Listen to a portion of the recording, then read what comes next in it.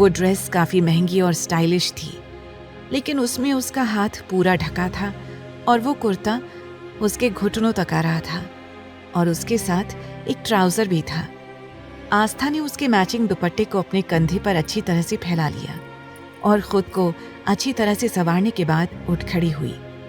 तभी उसे लगा जैसे उसका सिर घूम रहा था।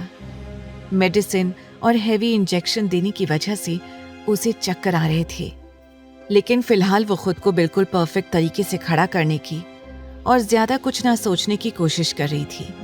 लेकिन ठीक उसी वक्त डॉक्टर रश्मि कमरे में आई।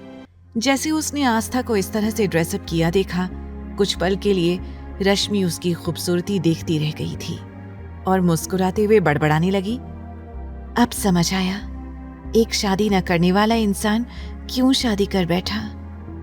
इसकी खूबसूरती देखकर तो कोई भी अपना मन बदल लेगा और शायद इसीलिए उसने इस लड़की की खूबसूरती से इम्प्रेस होकर इससे शादी की है। ये सोचती हुई रश्मि कुछ पल के लिए मुस्कुराने लगी। रश्मि को इस तरह से मुस्कुराते हुए देखकर आस्था हैरानी से उसकी ओर शक भरी नजरों से देखकर बोली, आप कौन हैं और आप इस तरह से हमें देखकर मुस्कुरा क्यों रही हैं? अब जैसे ही आस्था ने ये सवाल किया, रश्मि तुरंत आगे आई, अपना हाथ आगे बढ़ाकर कहने लगी, हेलो मिसेस अरमान सिंघानिया, मेरा नाम डॉक्टर रश्मि है। एक्चुअली मैंने ही आपका ट्रीटमेंट किया है। अब जैसे ही रश्मि ने अपना इंट्रोडक्शन दिया, आस्था ने तुरंत उसका हाथ थामकर उसे गले से लगा लिया और एक्साइटेड होते हुए बोली, आप डॉक्टर हैं? रियली? आप जानती हैं हमें डॉक्टर लोग बहुत पसंद हैं और हमारा भी सपना है डॉक्टर बनने का, और आज आपको अपने सामने देखने के बाद हमें बहुत बहुत ज्यादा अच्छा लग रहा है। रश्मि पूरी तरह से हैरान हो गई थी। उसे समझ नहीं आ रहा था कि ये अभी अभी उसके साथ क्या हुआ, और फिर आस्था की बातें सुनकर उसकी मुस्कुराहट कम होने का नाम ही नहीं ले रही थी। उसने वापस से आस्था को गले से लगा लिया। वो मन ही मन सोचने लगी, क्या वाकई ये इतनी खतरनाक इंसान की बीवी है? आस्था के इतने मासूम सवालों को सुनकर वो बहुत ही ज्यादा खुश हो गई थी। इनफैक्ट वो तो आस्था से काफी इम्प्रेस हुई थी।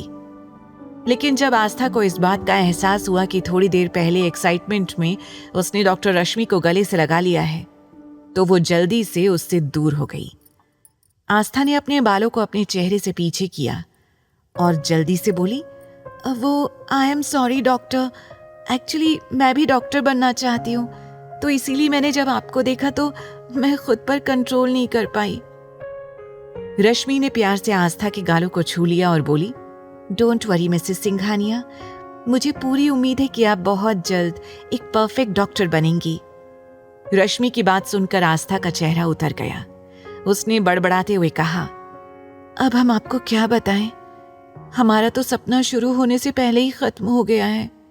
आस्था ये सोचकर अपने ही ख्यालों में गुम थी कि उसका डॉक्टर बनने का सपना शुरू होने से पहले ही खत्म हो गया। उसे ख्यालों में गुम देखकर रश्मि उसके सामने अपना हाथ लहराते हुए बोली, अरे कहाँ खो गई आप मिसेस सिंघानिया? बाहर अरमान आपका वेट कर रहे हैं। बार बार डॉक्टर रश्मि के मुंह से मिसेस सिंघानिया सुनकर आस्था को अच्छा नहीं लग रहा था।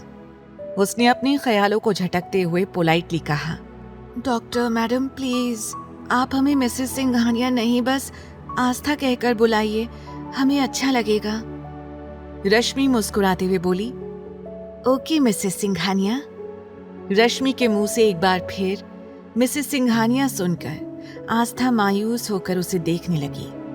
रश्मि आगे कुछ बोलती तभी अरमान वहां आया और आस्था को मुस्कुराते हुए डॉक्टर से बातें करते हुए देखकर सोचने लगा, ये लड़की मेरे सामने आते ही मैं करने लगती है और एकदम से बकरी बन जाती है, लेकिन दूसरों से कितने अच्छे से हंस हंस कर बातें करती है।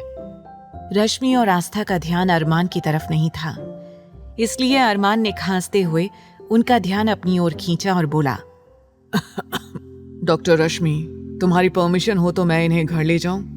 रश्मि तुरंत मुस्कुराते हुए उसकी तरफ मुड़ गई और बोली, यस यस अरमान, तुम इन्हें ले जा सकते हो।